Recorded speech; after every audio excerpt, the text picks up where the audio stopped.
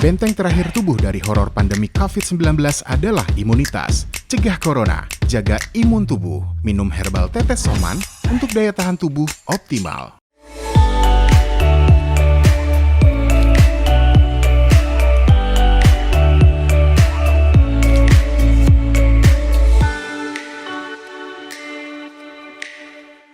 Assalamualaikum warahmatullahi wabarakatuh. Bersama dengan saya hari ini Ferdiana, tentunya di program Sehat Bersama Herbal Indonesia. Dan saat ini pemirsa, kita juga akan membahas sebuah tema yang sangat menarik sekali, yaitu tentang potensi jamu dalam menekan pandemi. Tentunya telah hadir juga beberapa narasumber saat ini. Di samping saya ada Bapak Dr. Yuyus dari Clinical Trial Pharmametric Lab. Halo Pak, selamat siang. Dan juga Dr. Andes Joko Rusdianto MM Apoteker, yaitu beliau adalah Busdev dari PT Soman Indonesia. Siang, Apa kabar Pak Joko? Ya. Dan juga di line Zoom kita ada Ibu Erna Setiawati SE SAG Kes, pimpinan Daun Mas, yaitu produsen bahan baku herbal. Halo, selamat siang Ibu Erna.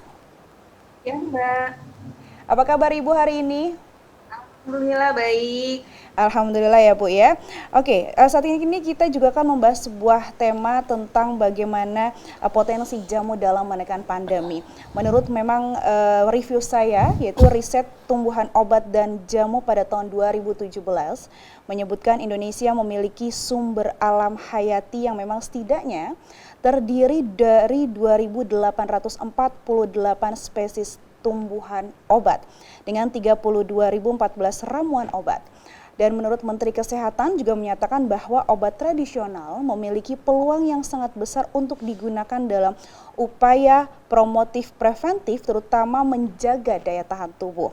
Pada awal 2020, dari Kementerian Kesehatan RI juga mengatakan tentang pemanfaatan obat tradisional untuk pemeliharaan kesehatan dalam pencegahan penyakit dan juga perawatan kesehatan. Dan adanya pemanfaatan obat tradisional tersebut termasuk pada masa kedaruratan saat ini, yaitu tentang kesehatan masyarakat atau bencana nasional COVID-19. Obat tradisional juga dikatakan memang menjadi obat yang sangat aman dan juga terbukti khasiatnya secara ilmiah dengan uji praklinik dan juga uji klinik dalam menghambat pertumbuhan COVID-19. Dan untuk pembahasan kita lebih dalamnya lagi, sebelum kita bahas lebih lengkap lagi, kita akan menyaksikan video berikut ini.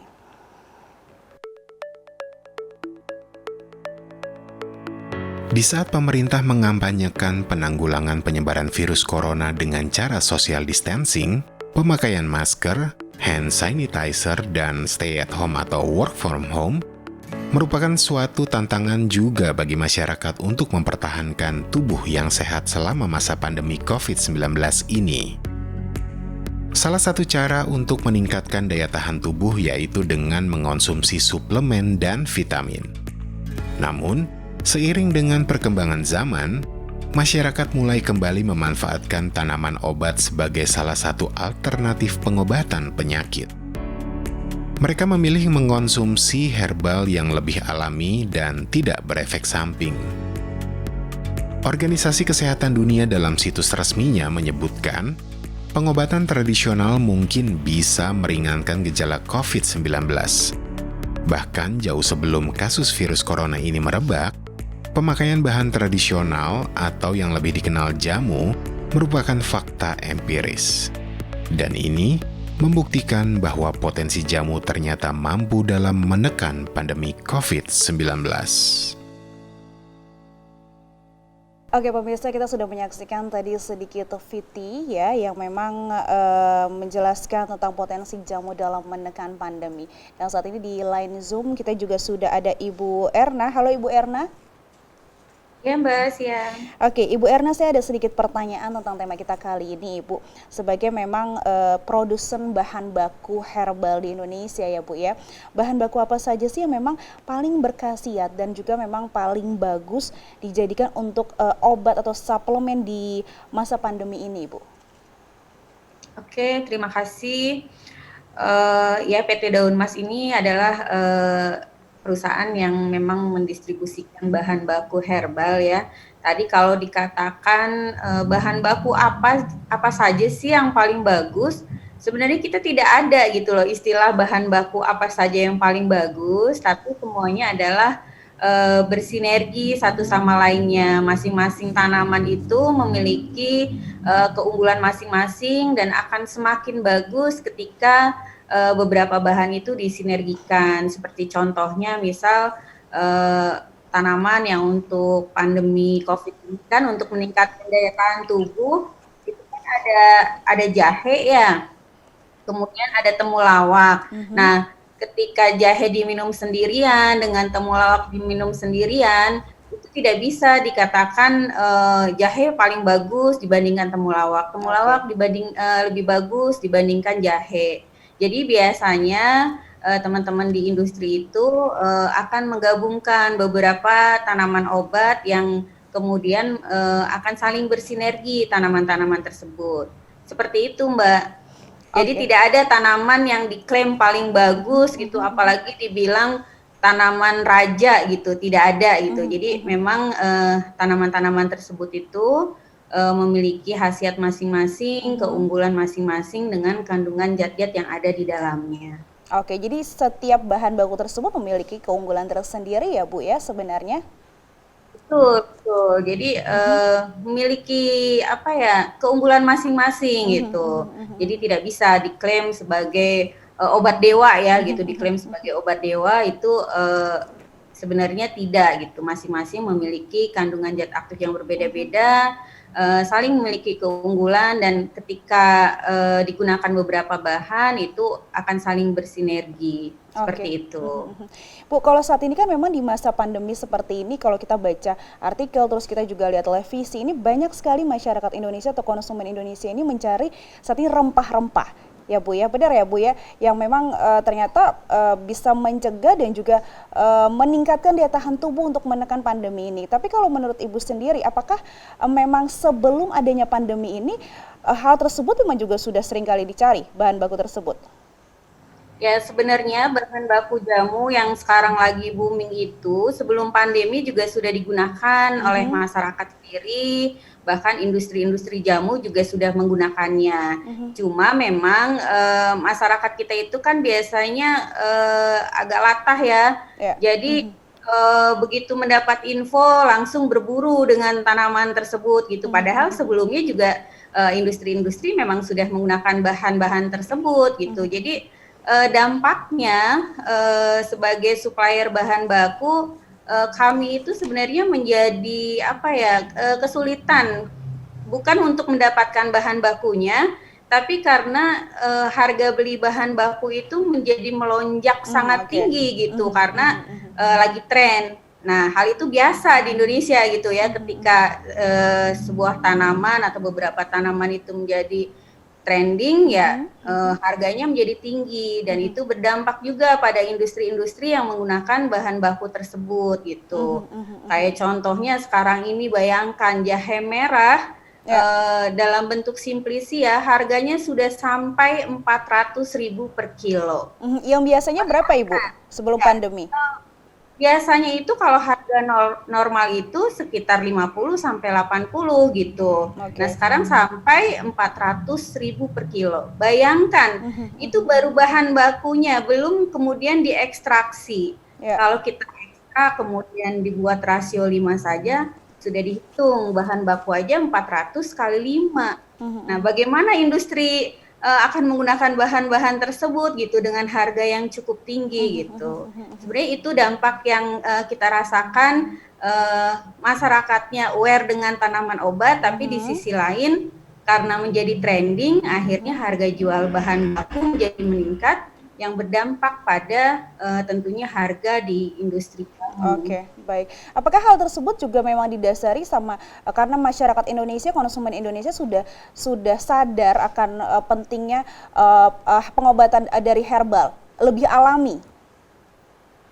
Ya sebenarnya kan masyarakat sendiri memang sudah paham ya dengan tanaman-tanaman tersebut, penggunaan secara alami dari herbal.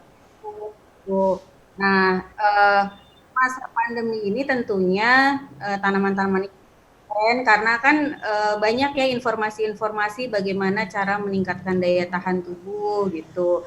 Nah, sayangnya mereka itu masyarakat kita minum jamu ini kan apa ya, maunya instan gitu ya.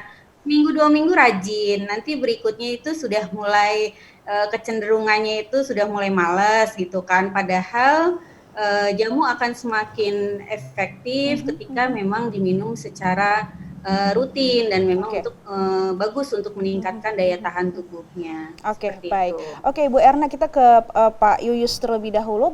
Bu Erna, kalau tadi kan Bu Erna sudah mengatakan memang ini lagi booming ya Pak ya, lagi kayaknya trending banget nih kalau kita konsumsi yang namanya tadi rempah-rempah dan lain sebagainya. Nah, kalau dari Bapak sendiri sebagai clinical trial Pharmametric Lab ya Pak ya, ini kan pemerintah memang sesuai dengan edarannya ternyata menganjurkan pemanfaatan obat tradisional dalam upaya preventif dan juga promotif dalam menekan adanya pandemi COVID ini. Namun sebenarnya kan obat tradisional tersebut harus sudah ada uji kliniknya, terus ada prakliniknya juga, benar ya Pak ya? Nah mungkin Bapak juga bisa menjelaskan apakah memang semua produk itu harus melalui proses tersebut. Berarti kan tidak semuanya yang lolos akan hal tersebut kan Pak? Ya, benar Ibu. Jadi kalau dilihat dari kondisi saat ini, karena di situasi kedaruratan, kalau kita bicarakannya hubungannya ke COVID ya, kenapa dianjurkannya yang sudah lebih kurang mungkin punya izin edar, sudah pernah uji preklinik atau udah uji klinik, dikarenakan kita pahami boleh jadi karena penyakitnya sumbernya virus, ini kan self-limiting disease. Nah, boleh jadi periode ini hanya mungkin di tahun 2020 atau mungkin 2021 sudah tidak ada. Sehingga kalau nanti dipersyaratkan harus uji preklinik dulu, uji klinik dulu, ketika nanti produk herbal ini siap, penyakit COVID-nya sudah hilang. Nah, jadi ketika yang dihadapinya jenis penyakitnya kebetulan adalah yang saat ini sedang booming atau pandemik dan ternyata limiting disease yang notabene dia akan hilang sendiri, maka otomatis memang yang diperlukan adalah yang produknya setidak-tidaknya sudah siap. Jadi tidak perlu lagi, maaf ditanya dulu, wah ini kalau belum preklinik nanti jangan dulu masuk. Nah, artinya sebenarnya produk-produk ini memang diunggulkan di Indonesia untuk yang produk herbal. Tapi kalau untuk penyakit-penyakit yang mungkin eksisnya katakanlah everlasting selalu ada, nah otomatis memang dianjurkan apabila sudah ada potensial produk dari sebuah katakanlah tadi bahan baku lalu punya potensi terhadap indikasi tertentu. Nah, mulai disiapkan untuk prekliniknya karena standar yang ada di Badan POM itu ada 3 tingkatan. Ya, jadi ada yang kategorinya memang herbal, ada yang obat herbal terstandar dan juga fitofarmaka. Nah, untuk yang herbal atau jamu-jamuan memang tidak terlalu punya persyaratan karena memang ya istilahnya jamu gendong siapa yang mau bikin standarnya. Nah, tapi ketika mulai ada di masuk ke tempat-tempat distribusi, maka sudah mulai dipertanyakan standarnya. Lebih kurang senyawa aktifnya diketahui nggak ya? Karena boleh jadi ketika si A buat, si B buat, nanti ekstraksinya lebih kurang senyawa aktifnya tidak sama. Nah, ketika itu mulai ada kelas yang namanya obat herbal terstandar. Tapi di satu sisi juga diminta jaminan oleh Badan POM setidak-tidaknya obat ini aman. Karena kita tahu mungkin kombinasi herbal sendiri belum tentu aman kalau memang dia tidak memahami pola-pola sinergisme atau antagonismenya. Kelihatan seperti tadi, sebutlah kayak tadi disebut jahe merah kalau bentuknya single atau sendiri mungkin aman. Tapi ketika ketemu dengan senyawa lain yang kita juga mungkin tidak lihat bahwa di dalamnya ada senyawa yang sifatnya antagonis, tidak sengaja ternyata ketika dikonsumsi jangka panjang berpengaruh ke ginjal, berpengaruh ke organ lain. Kira-kira seperti itu. Jadi ketika ingin naik kelas tidak hanya sebagai jamu, otomatis regulator di Indonesia pun meminta persyaratan selain diketahui bahan aktif kandungannya, juga masuk ke uji keselamatan yaitu preklinis. Jadi cuma dilihat safety-nya saja. Walaupun juga mulai dipertanyakan efikasinya seperti apa. Karena nanti ketika akan ditranslasi naik ke yang namanya fitofarmaka, yaitu produk katakanlah herbal yang tertinggi yang mendekati obat. Nah, sebagai bahan panduannya karena akan disejajarkan dengan obat, maka ketika akan naik ke fitofarmaka, maka diujinya langsung kepada manusia dengan indikasinya. Jadi memang kalau ditanya tertingginya dari produk herbal ya harus dibuat fitofarmaka. Dan ketika diujinya pun nanti mulai ada istilahnya kompetitif dengan produk obat standar. Sehingga ketika kita sudah sebutlah mencapai tataran itu, kita sudah yakin, masyarakat juga sudah percaya. Karena apa? secara klinis terbukti, keamanannya terjamin, dan juga regulator sudah menyetujui. Oke, baik. Berarti sebenarnya sudah banyak sekali ya Pak ya produsen-produsen jamu ini yang memang sudah melakukan uji klinik tersebut di masa pandemi ini. Ya, saat ini kalau dikatakan masa pandemi ini, informasi yang saya terima sudah ada beberapa di rumah sakit yang menjadi rujukan, yang notabene katanya herbal, macam-macam ceritanya ya, dari herbal A, herbal B, herbal C. Kami sendiri saat ini menangani salah satu herbal lokal yang juga sedang diujikan untuk yang pandemik. Sedangkan yang satu lagi memang ongoing, tapi ini sebenarnya tidak ada hubungan dengan pandemik. Jadi mereka juga ingin diuji yang levelnya juga langsung ke uji klinis. Jadi bukan lagi di level yang preklinis. Oke, jadi memang harus melalui prosedur-prosedur tertentu yang memang sudah disyaratkan ya Pak ya? Ya, oleh regulatornya. Oke, kalau gitu, kalau tadi kita sudah ke Pak Yuyus, kita ke Pak Joko ya, Pak Mirsa. Pak Joko ini adalah Busdev dari PT Soman Indonesia. Nah, yang ingin saya tanyakan adalah kalau kita lihat memang kan ini banyak sekali produk-produk herbal di Indonesia, benar ya Pak ya? Salah satunya ada herbal Soman ya pemirsa, yaitu herbal yang memang salah satu jamu herbal untuk daya tahan tubuh yang memang kalau kita lihat kan daya tahan tubuh ini lagi terus-menerus dicanangkan oleh pemerintah ya untuk menekan pandemi COVID-19 ini. Tapi kalau untuk herbal Soman sendiri, apa sih sebenarnya kelebihan herbal Soman yang benar-benar bisa mencegah dan membuat pemeliharaan kesehatan tubuh kita agar bisa meningkatkan daya tahan tubuh, Pak? Ya, makasih Mbak Nana. Penjelasan tadi dari Pak Yusus tuh aspek persyaratan apa yang harus terpenuhi sebuah produk bisa kita klaim untuk positioning dia menjadi obat dari beberapa peruntukannya terkait dengan khasiat. Soman ini sendiri Mbak Nana bisa saya sampaikan, dia memang kita posisikan dari awal kita buat, kita produksi dan kita pasarkan untuk daya tahan tubuh. Mengapa demikian? Dari kajian hasil uji penelitian dari produk Soman ini, kita menemukan beberapa komponen-komponen atau senyawa kandungan yang ada di situ. Komponen-komponen itu adalah terkait dengan senyawa yang berkaitan untuk fungsi tubuh, berkaitan bagaimana tubuh bisa meningkatkan dan membantu menguatkan daya tahan tubuh atau imunitas. Salah satunya ditemukan di situ ada asam amino, ada EPA, ada DHA. Kita ketahui senyawa ini adalah variabel utama bagi tubuh dalam membantu meningkatkan imunitas fisik kita. Saya sampaikan ini adalah satu produk yang sangat bermanfaat karena demikian kalau kita bicara di dalam pencegahan COVID, karena kalau kita bicara pencegahan itu adalah bagaimana sebenarnya tubuh kita itu tidak terpapar. Kalau kita tidak terpapar adalah bagaimana posisi tubuh kita itu posisi jangan sampai lemah, stamina terjaga. Seperti sekarang ini kita memakai alat pelindung muka. Ini adalah sebagai APD ya, alat pelindung diri.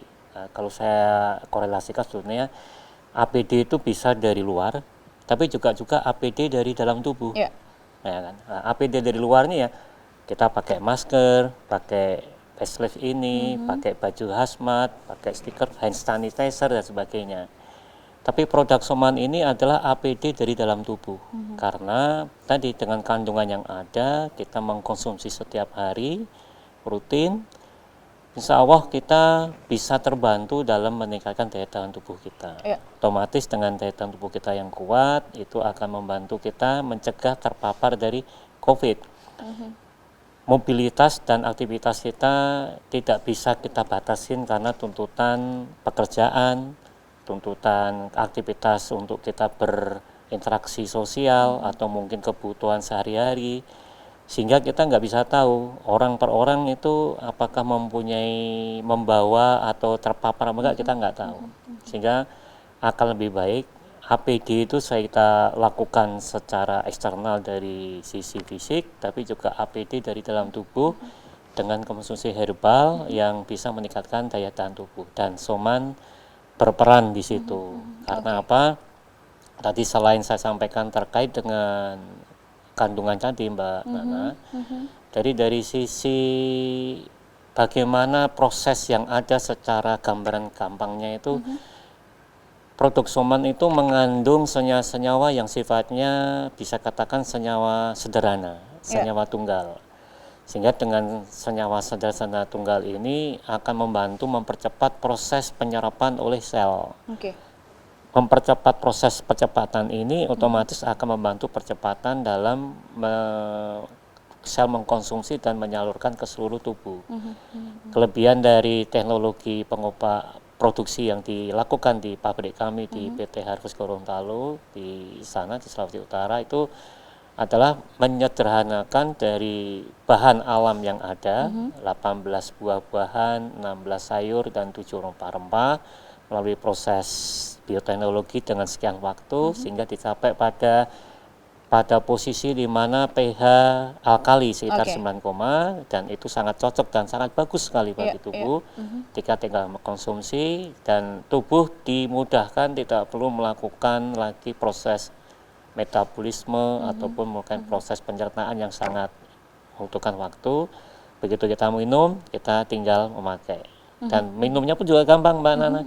Secara praktis, kita ada gelas air, kita teteskan beberapa tetes, sudah kita minum, itu sudah memenuhi kebutuhan untuk nutrisi kita.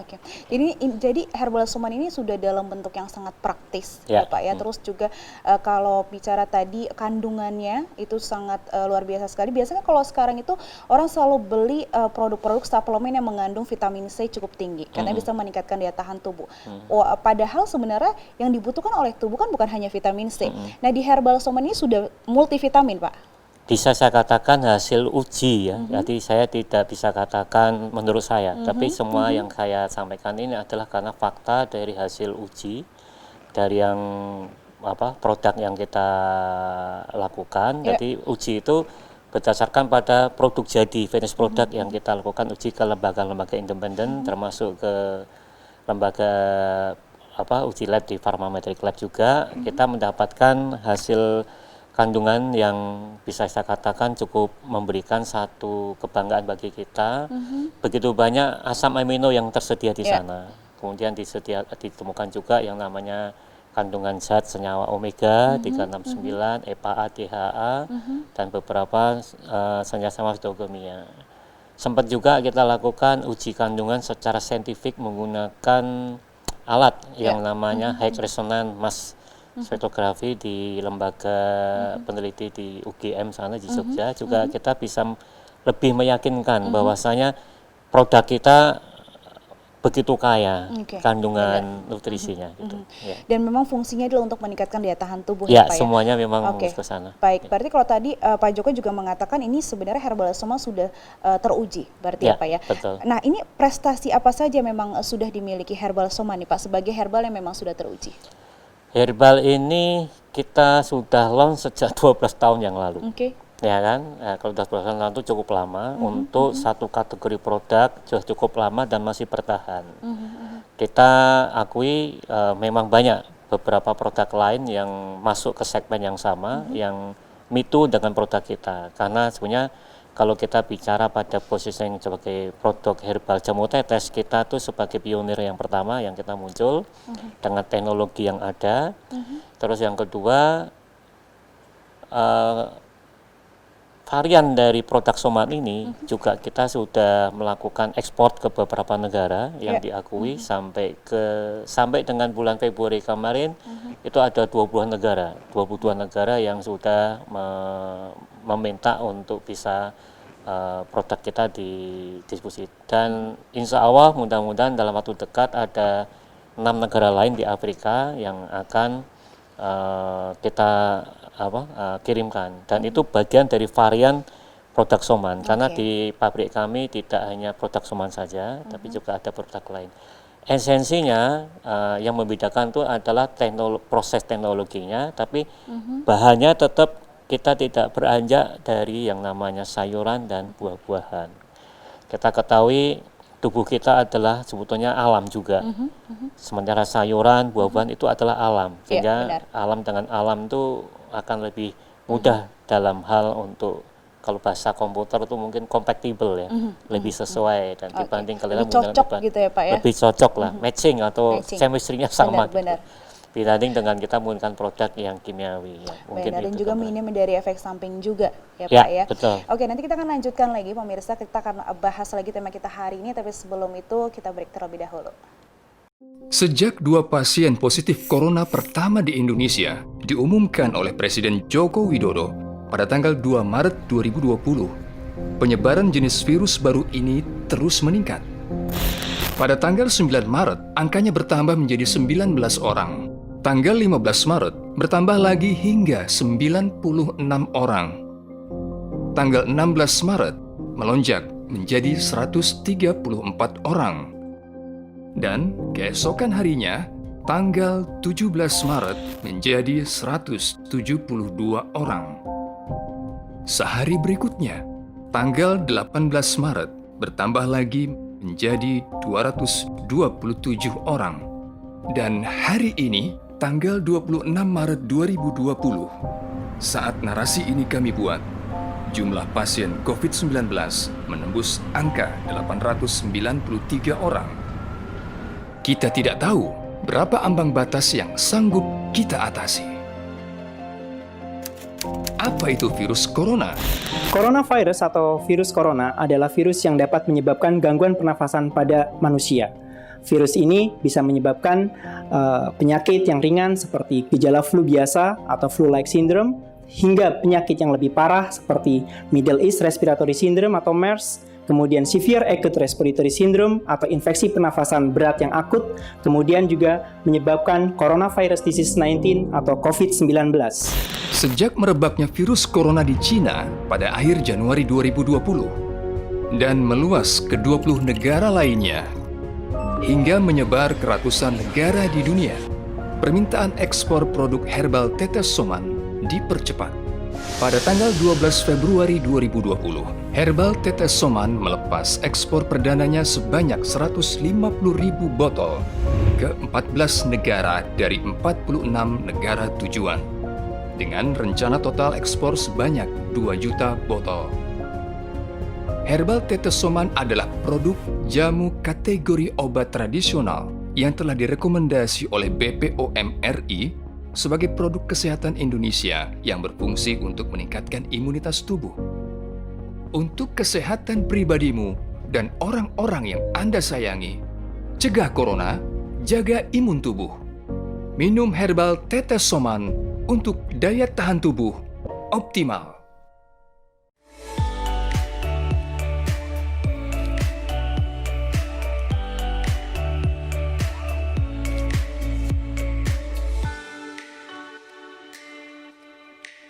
Halo pemirsa, bersama saya kembali Ferdiana, tentunya dengan membahas tema yang sangat menarik sekali hari ini, yaitu potensi jamu dalam menekan pandemi.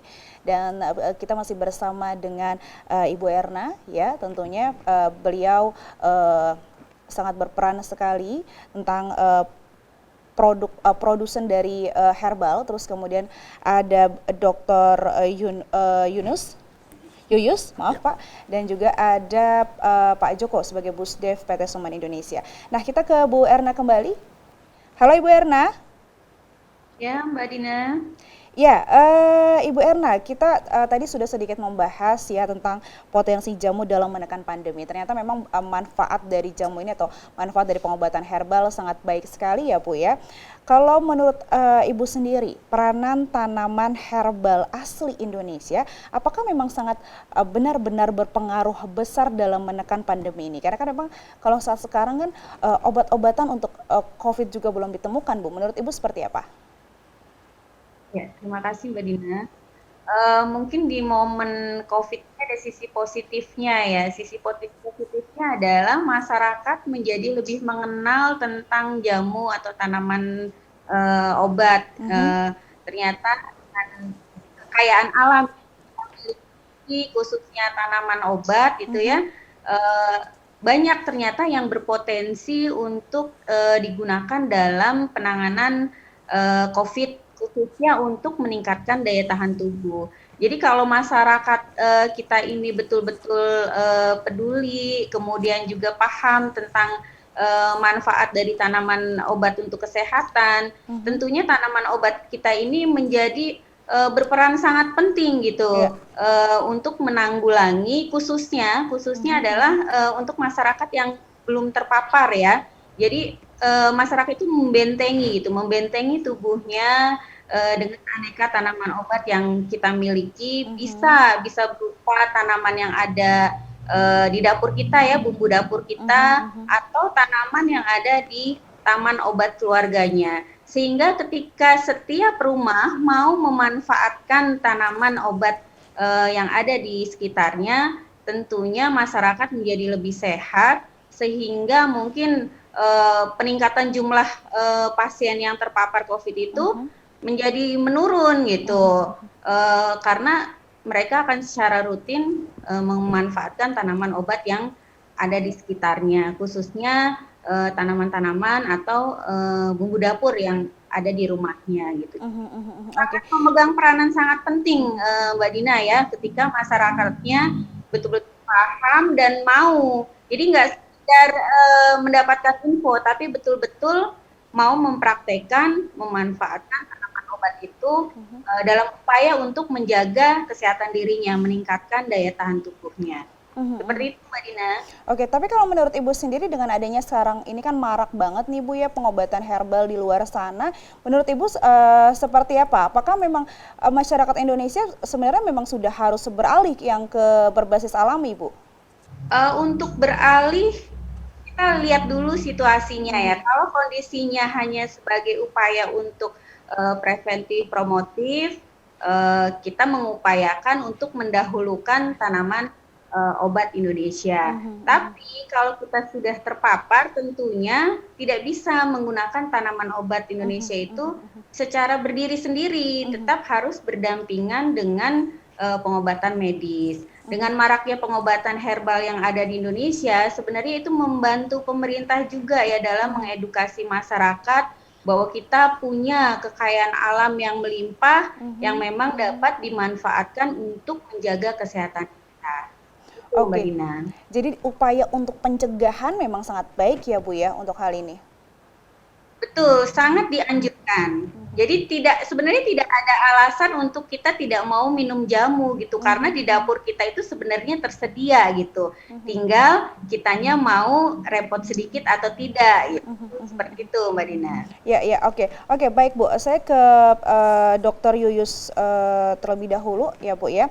Oke, ini sebenarnya pertanyaan yang memang seringkali juga ditanyakan ya Pak ya. Terus juga pertanyaan standar ini kan kalau tadi Bapak juga menjelaskan ini ada loh yang namanya uji praklinik atau juga uji klinik. Ini sebenarnya perbedaannya apa Pak? Ya, jadi sebenarnya kan memang untuk dibilang uji klinik karena kita pengen menyatakan sebutlah sebuah produk, apakah itu produknya dari kimia atau dari herbal bisa dipakai untuk klinis, maka ya kita harus melakukan sebuah pengujian sehingga kan memang ada pelayanannya sudah berbasis penelitian sebelumnya. Nah, kenapa ada klinis, ada preklinis? Nah, kalau kita lihat beberapa obat yang mungkin tidak terlalu, saya tetap menganggap sih pada prinsipnya herbal atau produk-produk alami cenderung tidak terlalu berisiko. Nah, tapi untuk produk-produk yang berbahan kimia itu kan ada risiko, khususnya dari sisi keselamatan. Nah, seandainya kita tiba-tiba menggunakan obat tersebut lalu diberikan ke manusia dan terjadi sesuatu, nah ini resikonya sangat luar biasa. Oleh karena disebutnya safety-nya harus duluan. Nah, sebelum masuk ke uji pada manusia, dilakukanlah yang disebut dengan preklinik.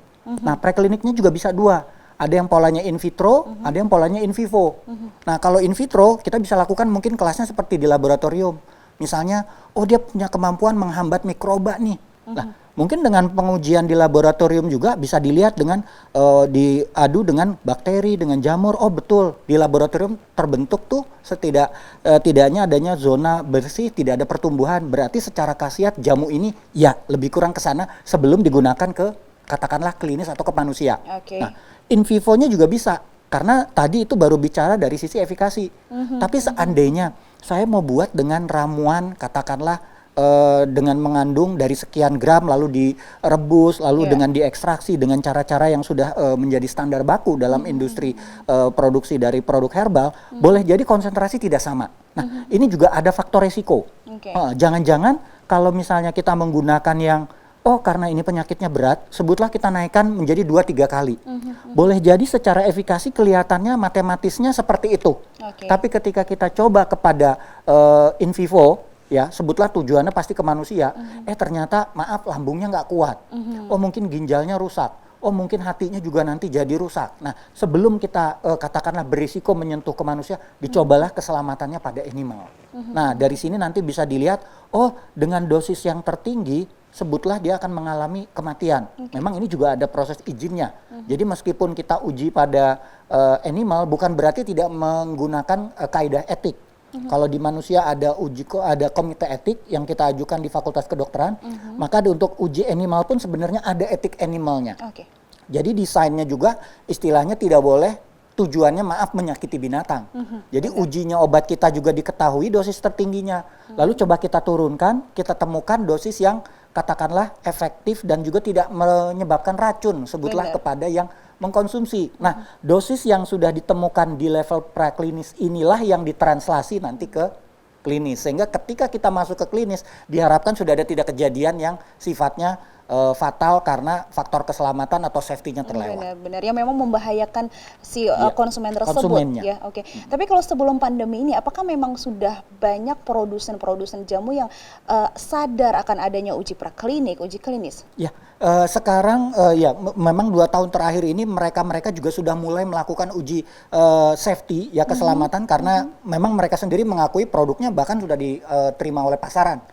Namun secara data saintifik, karena kan kita kalau bicara ini biasanya kalau dokter pun selalu mengatakan scientific base-nya mana. Nah, kalau kita cuma mengatakan selama ini diminum banyak orang ada, tapi datanya siapa yang merekod? Datanya siapa yang mengumpulkan? Lalu siapa yang menjamin bahwa prosedur dan protokol ini sudah sesuai dengan kaidah penelitian atau saintifik ataupun secara etik? Nah, oleh karenanya dibuat desain preklinisnya yang baik sedemikian rupa sehingga nanti kalau mau meregistrasi seperti saya katakan tadi ada kelasnya apakah cuman herbal, lalu naik ke obat herbal yang terstandar, termasuk juga nanti naik yang ke fitofarmaka. Nah, di situ dibutuhkan data preklinik untuk yang setidak-tidaknya untuk obat herbal terstandar. Oke, baik. Jadi, tapi apakah memang untuk melakukan uji praklinik atau uji klinik ini memerlukan syarat-syarat tertentu nggak sih, Pak? Maksudnya harus seperti apa produknya? Ya, maaf. Kalau untuk produknya sendiri sebenarnya memang tergantung dari sediaan yang akan digunakan. Jadi nanti ketika dia katakanlah akan diberikan atau di delivery kepada si pengguna, apabila kita bicara pada level animal, maka akan disesuaikan dengan niatnya nanti. Kalau misalnya niatnya, oh saya obatnya herbal yang seperti diminum kayak jamu lah yang dalam bentuk cair, maka sediaannya ketika diuji safety-nya juga seperti itu. Hal yang sama ketika barangkali ternyata ada sediaan infus gitu ya, tapi dari herbal, ya otomatis jangan keselamatannya secara oral. Jadi akan disesuaikan dengan niat nanti ketika akan melakukan aplikasi kepada manusianya. Oke, baik. Jadi sebenarnya uji praklinik dan juga klinik ini adalah sebagai nilai plus juga sebenarnya Pak ya, untuk si produsen jamu tersebut. Benar ya? Dengan berhasilnya uji ini, setidak-tidaknya nanti terbukti secara ilmiah. Nanti kalau misalnya kayak sekarang dibicarakan kan ada 2 versi, sebutlah ini berbahaya atau tidak. Nah, yang bisa menjawab kembali biasanya peneliti akan menjawab scientific base-nya apa. Yang kedua nanti akan berguna ketika akan diregistrasi ke regulator. Seperti tadi saya sampaikan, Badan POM sendiri sudah mensyaratkan untuk masuk dari level herbal atau jamu naik ke obat herbal terstandar harus ada uji praklinik. Nah, ketika mau yang levelnya boleh disejajarkan dengan obat yang boleh dibilang kimia atau yang udah industri farmasi besar, maka bisa naik ke yang fitofarmaka. Oke, baik. Jadi sebenarnya tidak ada ruginya juga ya Pak ya untuk melakukan ini. Malah justru adalah nilai plus nih. Nah, kita ke Pak Joko sebagai Busdev PT Soma Indonesia. Kalau tadi Pak Joko sudah mengatakan juga ini Herbal Soman juga sudah melakukan hal tersebut. Benar ya Pak ya. Nah, tapi kalau untuk kita bicara soal pengembangan ya Pak ya. Kita juga bicara soal pengembangan dan pabrik juga. Pabrik kita kan ada di Gorontalo, PT Hafaz Gorontalo Indonesia. Nah, ini ada inovasi-inovasi terbaru nggak sih Pak yang memang nantinya akan dilakukan oleh pabrik tersebut? Ya, terima kasih Mbak Nana. Memang kekayaan alam Indonesia itu sangat luar biasa, ya, menjadi sumber terhadap pengembangan produk-produk kita. Filosofi yang dibangun dari Harvest Gorontalo Indonesia itu adalah kami ingin memberdayakan potensi alam Indonesia berbasis pada kearifan budaya lokal, budaya masyarakat Indonesia, serta berbasis pada data-data empiris yang kita semua tahu. Kekuatan itulah yang akan kami kembangkan dan kami sesuaikan dengan kondisi kebutuhan akan masyarakat terkait dengan produk herbal apa yang akan dibutuhkan. Saat ini kami mempunyai 5 item produk yang sudah terdaftar dan semuanya masih berbasis pada tumbuh-tumbuhan, buah-buahan, dan rempah-rempah. Kami mengembangkan ke depan seperti yang disampaikan oleh Pak Yusus, memang herbal ini ya tingkatannya ada jamu, OHT, dan fito. Alhamdulillah Mbak Nana, kita kemarin menjadi salah satu produk yang dipercaya oleh lembaga asosiasi Ikatan Apoteker Indonesia, menjadi salah satu produk yang diusulkan untuk mendapatkan dukungan guna masuk ke uji klinik. Ya, tapi memang proses ke sana harus kita lalui dengan melalui proses standarisasi dulu untuk masuk kepada persyaratan ke uji preklinik, baru nanti akan masuk ke uji klinik. Hingga kita berharap nantinya berkaitan dengan yang tadi saya sampaikan untuk imunitas terkait dengan wabah pandemi, kita punya legitimasi. Yang tadi sampaikan oleh Pak Yus adalah yang namanya evidence base, karena kita bicara nanti terkait dengan dukungan terhadap kepastian kita memang bisa diposisikan ke situ. Nah, kembali ke bicara kepada pengembangan, kami ada semacam kayak pohon pengembangan produk. Kami dari bahan alam menjadi produk apa aja. Yang pertama kita ingin mengarah kepada produk fitofarmaka, kemudian Vita OHT, itu ada juga food supplement dari pangan olahan, kemudian ada juga dari kosmetik, dan kami nantinya berharap kami bisa mengembangkan yang namanya fasilitas IEBA juga, sehingga kami bisa memfasilitasi pabrik herbal lain untuk mendapatkan ekstrak dari kami. Nah, dari sisi produk, kami yang sekarang ini sedang garap, insya Allah kita sudah on track, ada 22 produk yang akan kita kembangkan. Tapi ada satu produk yang luar biasa saat ini yang kami sesuaikan dengan hasil dari Riskesdas tahun 2020 terakhir kemarin. Salah satunya itu adalah tentang kondisi kekurangan gizi untuk anak-anak di Indonesia.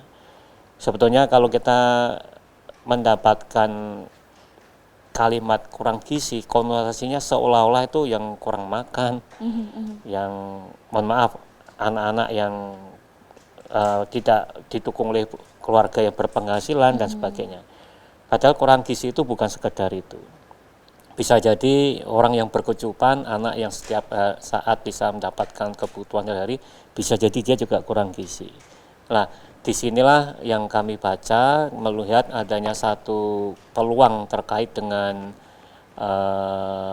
pemanfaatan lokasi pabrik kami ada di Gorontalo. Di sana sumber alamnya bukan hanya sumber alam yang ada di darat, tapi juga sumber alam yang ada di laut. Nah, kami saat ini sedang mengembangkan produk untuk anti stunting.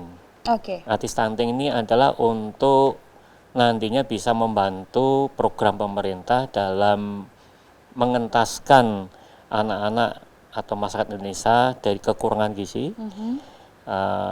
Bahannya ini kita ambil dari alam yang ada di laut, itu di Gorontalo dinamakan dengan ikan oci, lalu mungkin di Jakarta di beberapa tempat dikenal dengan nama ikan kembung ya.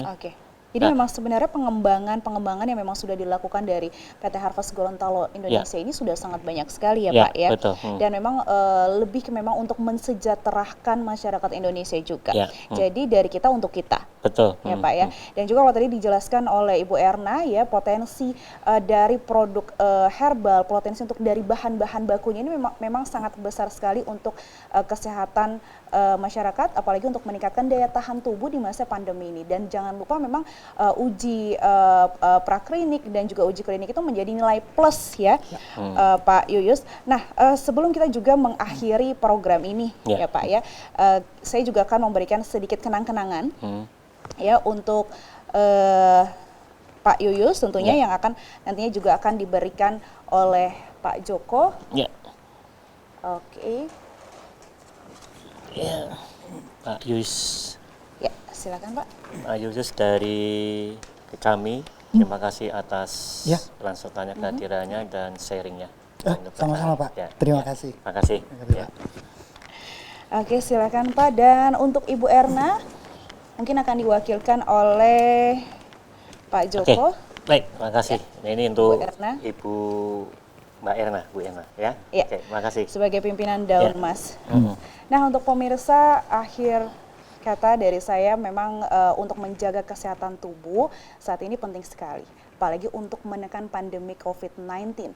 Dan untuk Anda juga jangan lupa untuk terus meningkatkan daya tahan tubuh dengan mengkonsumsi suplemen ya, dan juga berolahraga secara teratur. Dan saya Ferdiana, wassalamualaikum warahmatullahi wabarakatuh.